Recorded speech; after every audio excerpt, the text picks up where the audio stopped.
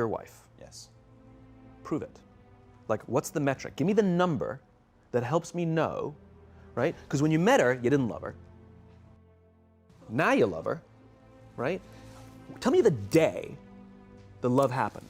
It's an impossible question.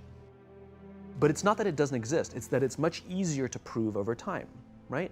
Leadership is the same thing. It's about transitions. So if you were to go to the gym, it's like exercise, right?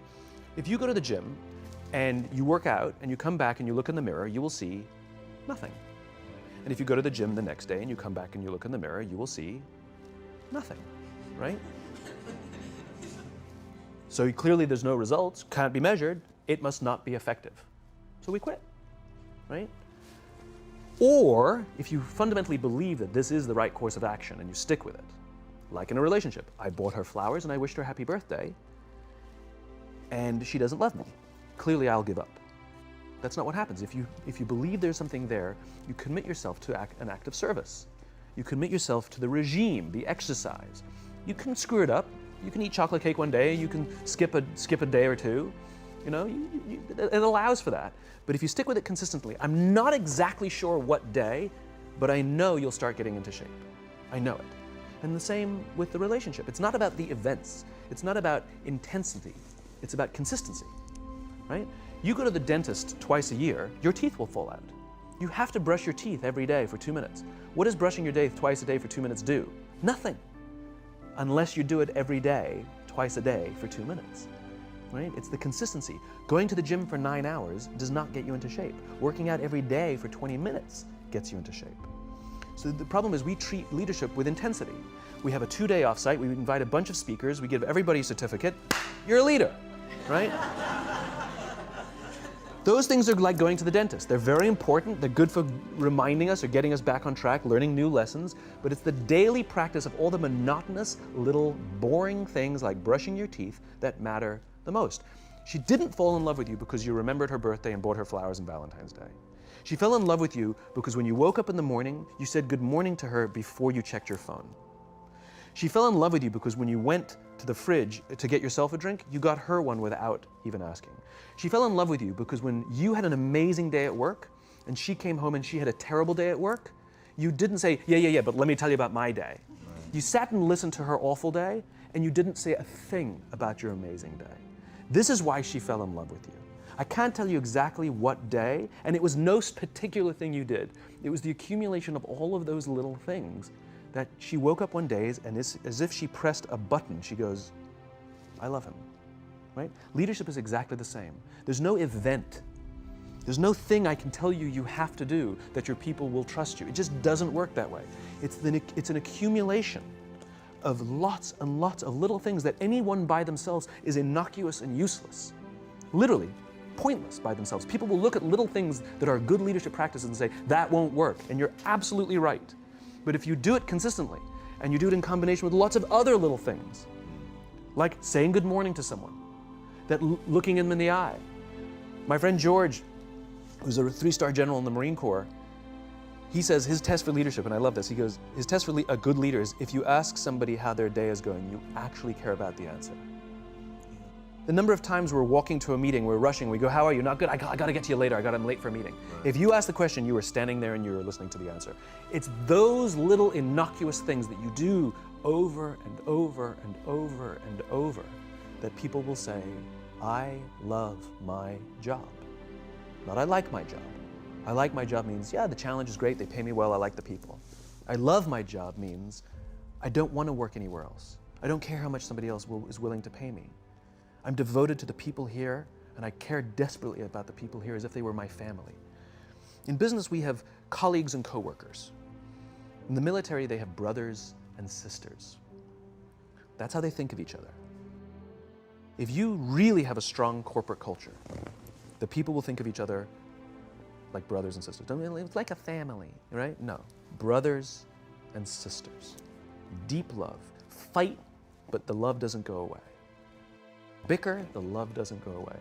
And I'll fight with my sister, but if you threaten my sister, you're going to have to deal with me, right? We'll fight internally, we'll bicker with each other, but nobody's going to hurt each other. And if anything from the outside shows up, you're looking at a unified front. Brothers and sisters. Now, how do you create brothers and sisters out of strangers? Common beliefs, common values, parents, in other words, executives who care about their children's success, who care to raise their children, teach them skills, discipline them when necessary, help them build their self-confidence so that they can go on and achieve something more than you could have ever imagined achieving for yourself. That's leadership, an absolute love and devotion for the people who've committed their lives to this enterprise. It's a human thing. So just as you know how your body feels after a good workout, and you know how your body feels after a big greasy meal, you know that one is good for you and one is not, despite what it may taste like.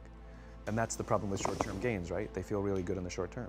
We're highly, highly, highly trained social animals. We're highly adapted social animals.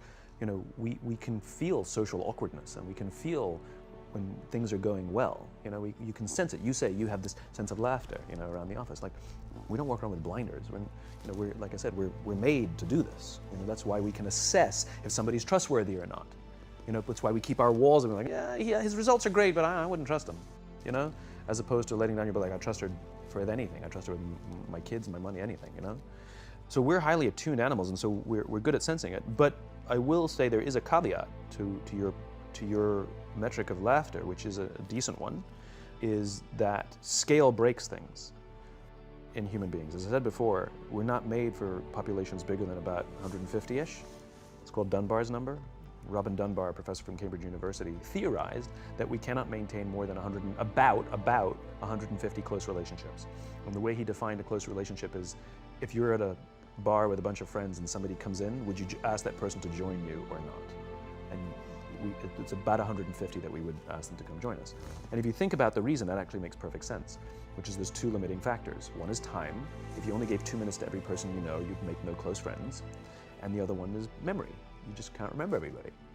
And so this is where leadership becomes very, very interesting, because if you have a company that has a lot of people, 5, 6, 7, 800 people, 1,000, 2,000, 5,000 people, clearly you can't know everyone.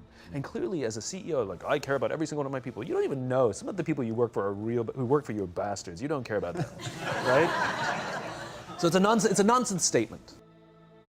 But what you can say is, I desperately care about the people whose names I know and whose faces I recognize. And I care desperately about my leadership, and I instill in them every day that I will give them the tools, and I will take care of them with one purpose and one purpose only, that they will take care of the people in their charge. And I want those people to take care of the people and instill in them that they take care of the people in their charge. And then by the time you get down to the masses, where the actual 1,000 exist, because of the seniors it's like 20, where the real 1,000 exist, they feel about 150 of them can look to one of their direct leaders, to one of their direct managers, and say, that person cares about me. That's our boss, that's my leader. Not the leader, it's the CEO. That's my manager, my boss, my leader. The one thing I am comfortable saying that all effective leaders must have is courage. Because it is hard. It is hard to stand up against outside pressure. It is hard to stand up to an external constituency who's pushing you to do something for their short-term gain, to do the right thing for your people. It is hard. It is thankless. It is lonely. Sometimes you get fired. Sometimes you get in trouble. Sometimes you'll lose your job and the next guy will get all the credit. It's all true. And the courage to do the right thing in the face of overwhelming pressure, only the best leaders have that courage. Only the best leaders. And here's the folly. Courage is not some deep internal fortitude. You don't dig down deep and find the courage, right? It just doesn't exist. Courage is external. Our courage comes from the support we feel from others.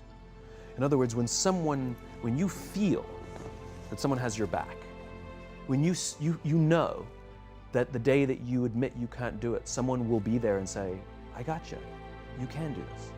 That's what gives you the courage to do the difficult thing.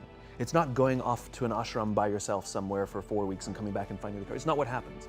It's the relationships that we foster. It's the people around us who love us and care about us and believe in us. And when we have those relationships, we will find the courage to do the right thing. And when you act with courage, that in turn will inspire those in your organization to also act with courage. In other words, it's still an external thing. That's what inspiration is, right? I'm inspired to follow your example. But those relationships that we foster over the course of a lifetime will not only make us into the leaders we need to be and hope we can be, but they'll often save your life. They'll save you from depression, they'll save you from giving up, they'll save you from any matter of negative feelings about your own capabilities, your own future. When someone just says, I love you.